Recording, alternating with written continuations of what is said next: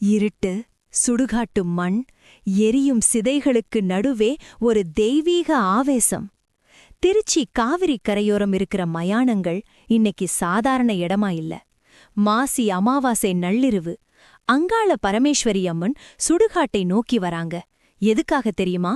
இது வெறும் சடங்கு இல்ல, இது ஒரு பவர்ஃபுல்லான வேட்டை. ஊரையூர்லிருந்து ஊர்வலம் கிளம்புது.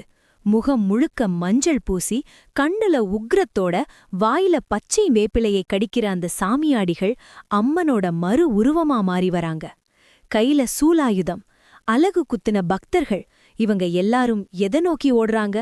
அந்த மயானத்துல இருக்கிற தீய சக்திகளை வதம் செய்ய அம்மன் போடுற அந்த உக்ரமான ஆட்டம்தான் இது. இப்போ நாம இருக்கிறது சுடுகாட்டுல. அங்கே மண்ணால செஞ்ச ஒரு அரக்கன் உருவம் வல்லாளராஜன் படுத்திருக்கு. அம்மன் ஆவேசமா வந்து அந்த உருவத்தை சிதைச்சு ரத்தத்துக்கு பதிலா அங்க இருக்கிற தானியங்களையும் பழங்களையும் வாரி இறைப்பாங்க. மக்கள் அந்த பிரசாதத்தை கொள்ளையடிக்க சுடிகாட்டு மண்ணுல பாய்வாங்க. ஏன் தெரியுமா? அந்த மண்ணுல அம்மனோட சக்தி இருக்கு. அதை எடுத்தா தீய சக்திகள் நம்ம கிட்ட அண்டாதுங்கிறது நம்பிக்கை. சுடுகாடுங்கிறது பயப்படுற இடம் இல்ல, அது நம்ம கர்மாவை கரைக்கிற இடம்.